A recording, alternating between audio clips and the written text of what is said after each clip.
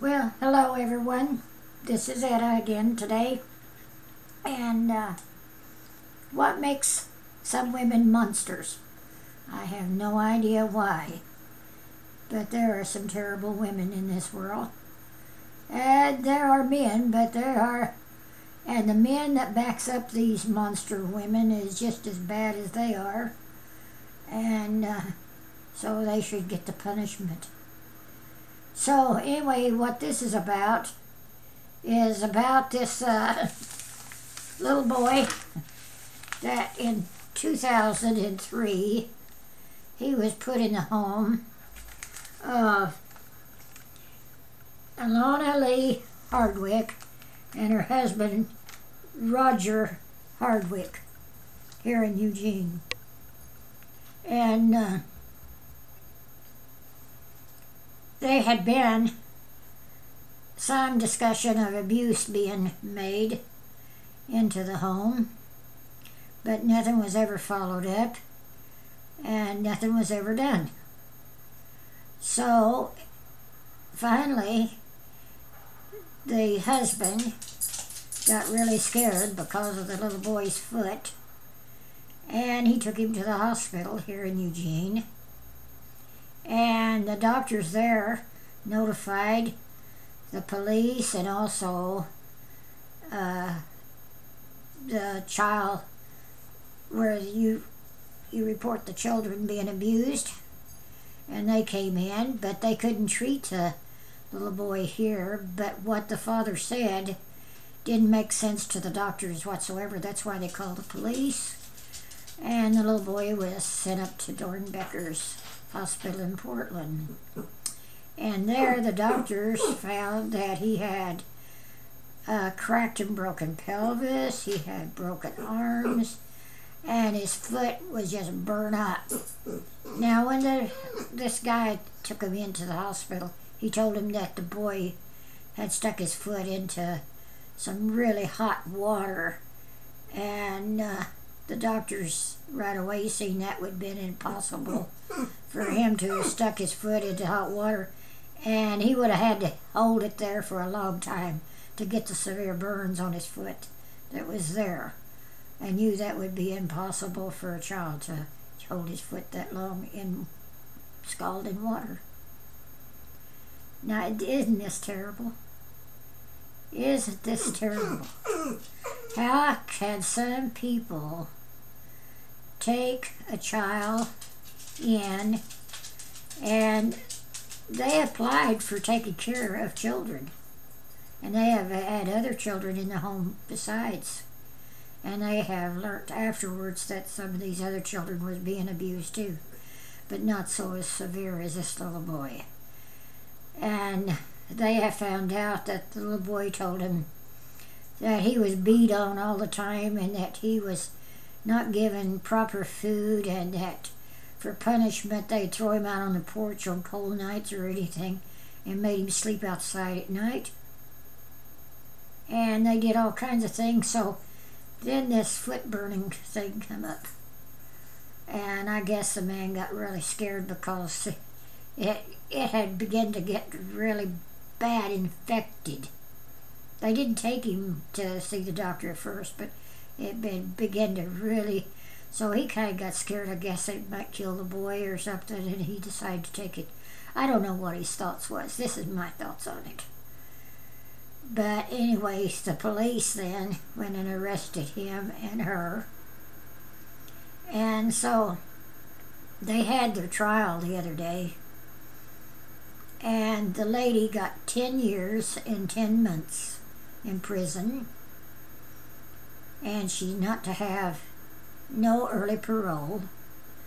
And the man, when they were testifying, they found out, he said that she was the one that did the abuse.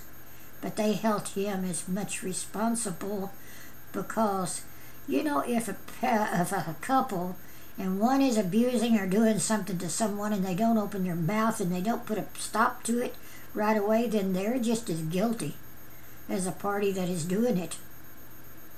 And I really believe that. So how can anybody sit back and keep their mouth shut when this kind of physical abuse is being done to children.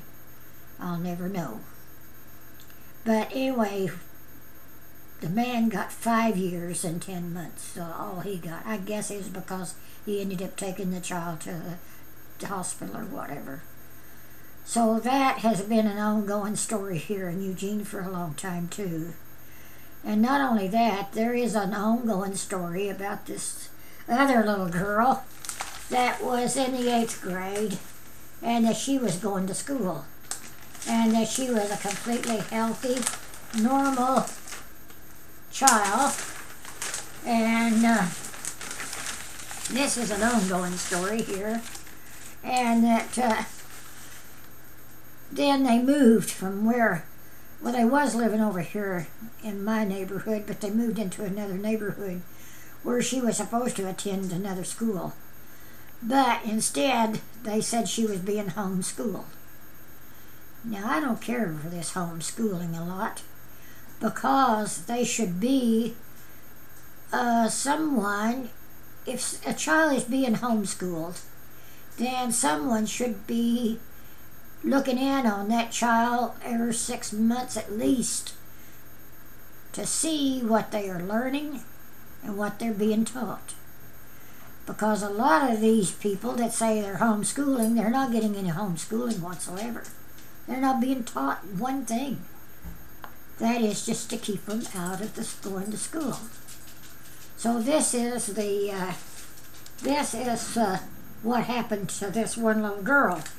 That she, and her name was Jeanette Maples. And you can't believe this, in 2 years what happened to that little girl. Her father was married to this lady. And see, that was her own dad there. And you wouldn't believe all the things that that little girl was going through and what that woman was doing. And the man was allowing it to happen to his own daughter. Now, the authorities had been contacted by a neighbor several different times, at least 6 or 7 times during the 2 years. And they never followed up, and they never went to see about the little girl. So finally, they had done so much to this little girl, and that she was in the bathroom, in the bathtub, and 2 years before that, she was a healthy, robust, maybe weighed over 100 pounds, 100 and some pounds, a real nice looking little girl.